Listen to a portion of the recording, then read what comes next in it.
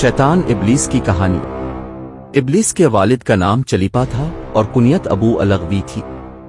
इसके बाप चलीपा का चेहरा बब्बर शेर जैसा था। वो निहायत कदआवर और बहादुर था और उसका लक़ब शासन था। इसकी कौम इसे शासन के नाम से मुखातिब करती थी, जिसके मानी दिल हिला देने के। शासन की तमाम कौम पर धाक बैठी हुई थी और कौम का बच्चा बच्चा शासन का एहतराम करता था, क्योंकि इसने जिन्नात की बेतहाशा कौमें मुख्तलिफ फतूहात से अपने ज़ेर की थी।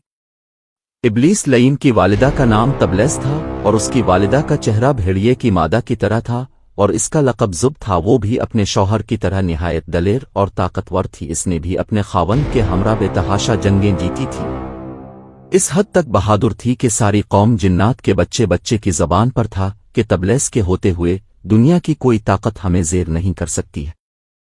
जिन्नात कौम की सरकशी जब हद से बढ़ गई, जब झगड़े फसाद से ज़मीन लरज़ उठी, तो आसमानों से फरिश्तों को हुक्म आ गया कि जाओ उन सरकश जिन्नात को मार फेंको।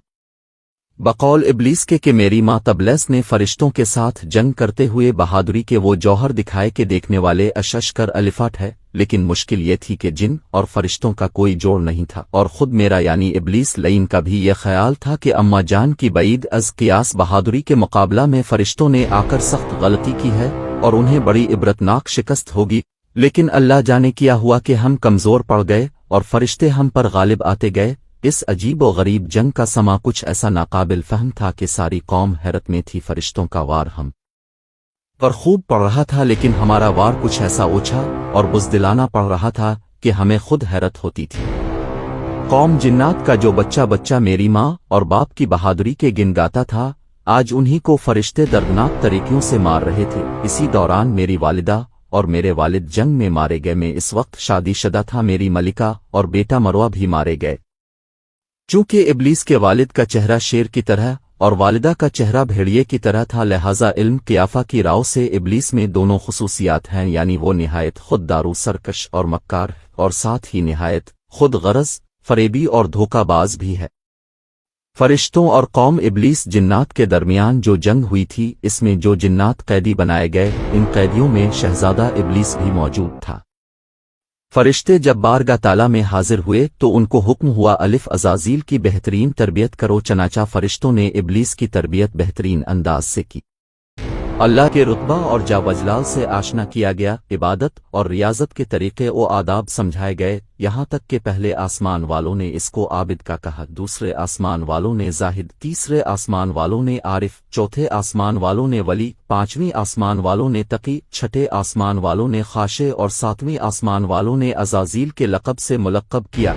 चंद ही अरसे में ये अपनी फितरी तेज़ी व तर्रारी के सबब सब कुछ सीख गया और वही फरिश्ते जो कभी इसके मुअल्लिम व अतालिक थे, बहुक्म खुदावंदी उलूम आलिया में इमदाद लेने लगेगे। रफ्ता रफ्ता अज़ाज़ील अपनी काबिलियत के बाइस फरिश्तों का उस्ताद बन गया। सुबहान अल्लाह, कुदरत भी कैसे कैसे अजूबे पेश करती है। इब्लीस अपनी इबादत व ज़ाहिद में इतना मुक़र्रब हुआ कि मुख्तलिफ आसमानों में इसके मुख्तलिफ रुतबे बने। अल्लाह तबारक ताला का हमेशा से एक दस्तूर है कि वो अपनी राय को सबसे अलग थलग रखते हैं और किसी को भी इस अमर की खबर नहीं हो पाती। अल्लाह तबारक ताला फरमाते कि जिसे चाहता हूँ इज्जत देता हूँ और जिसे चाहता हूँ ज़िल्लत देता हूँ। पैदाइश आदम अलैहि अस्सलाम और खिलाफत इलाही का बयान। एक रोज़ अज़ाज़ील अल्लाह तबारक ताला की हम्द व सना बयान करता हुआ जब हफ्त अफलाक की सैर करता हुआ लौ महफूज तक पहुँचा तो किया देखता है कि लौ महफूज पर एक इबारत लिखी हुई है, हमारा एक बंदा ऐसा है जिसे हम अनवा वाक़साम की नेमतों से मालामाल करेंगे और ज़मीन से इसको आसमान पर पहुंचा देंगे और आसमान से फिर इसको जन्नत में ले जाएंगे। इसके बाद हम एक ख़ास काम पर इसको मामूर करेंगे, लेकिन वो इनकार करेगा और बगावत पर आमादा हो जाएगा। अज़ाज़ील इस इबारत को पढ़कर हैरत ज़दा हुआ और अपने दिल में ख्याल करने लगा कि ऐसा एहसान फरामोश भला कौन होगा। दोबारा इबारत पर गौर किया तो इबारत के करीब ही निहायत वाज़े लिखा हुआ नजर आया। ये पढ़कर वह तकरीबन 2000 साल तक रोता रहा और खुद पर ही लान तान करता रहा कि ऐसा बदबख्त कौन हो सकता है जो रब करीम का नाफरमान ने। घबरा कर बारगान इलाही में हाज़री दी और बोला, ए रब अल आलमीन, ये शैतान अल रजीम कौन है कि जिससे पनाह मांगनी चाहिए है। अल्लाह तबारक ताला ने फरमाया कि हमारे एक बंदा है जो अनवा वाक़साम की नेमतों से सरफराज किया जाएगा, लेकिन हमारे एक हुक्म को ना मानने के बाइस मरदूद बारगाह हो जाएगा। अज़ाज़ील ने अर्ज़ की, बार अल्लाह, میں اس ملوم کو دیکھنا چاہتا ہوں۔ اللہ تبارک تعالیٰ نے فرمایا تو جلد اسے دیکھے گا۔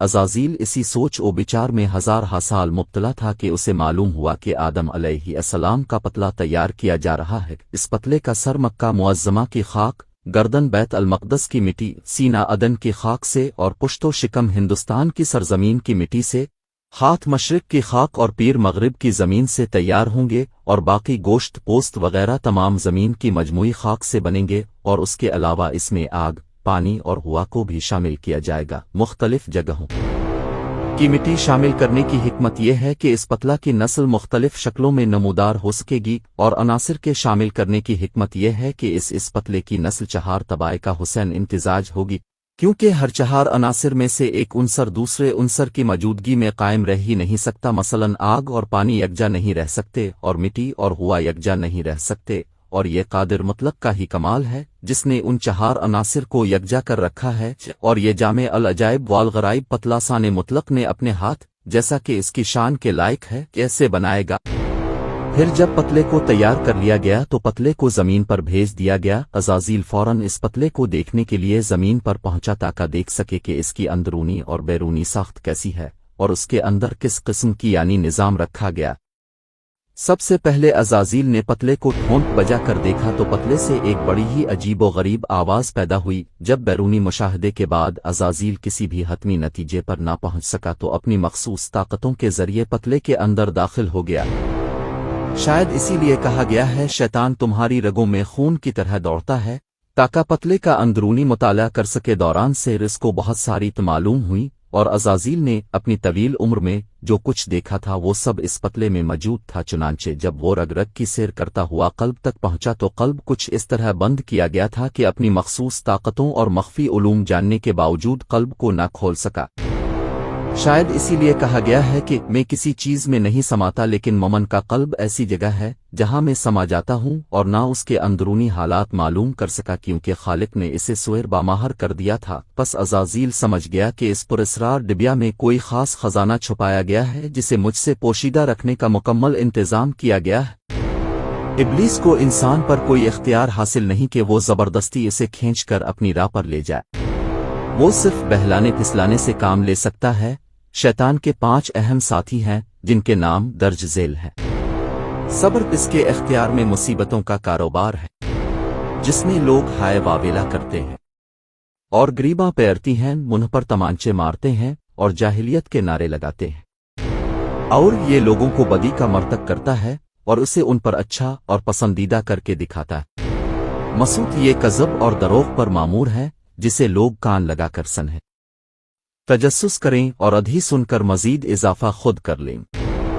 یہ انسانوں کی شکل اپنا کر ان سے ملتا ہے اور انہیں فساد برپا کرنے کی جھوٹی خبریں سناتا ہے۔ تیسم یہ آدمی کے ساتھ گھر میں داخل ہوتا ہے اور گھر والوں کے عیب دکھاتا ہے اور ان پر غضبناک کرتا ہے۔ زکنور یہ بازاروں کا مختار ہے، بازاروں میں آ کر یہ قسم قم کی بدی اور بددیانتی کے جھنڈے گاڑتا ہے۔ غرض شیطان مردود نے کل مختار مالک سے دشمنی نبھائی اور یوں وہ مردود ٹھہرا۔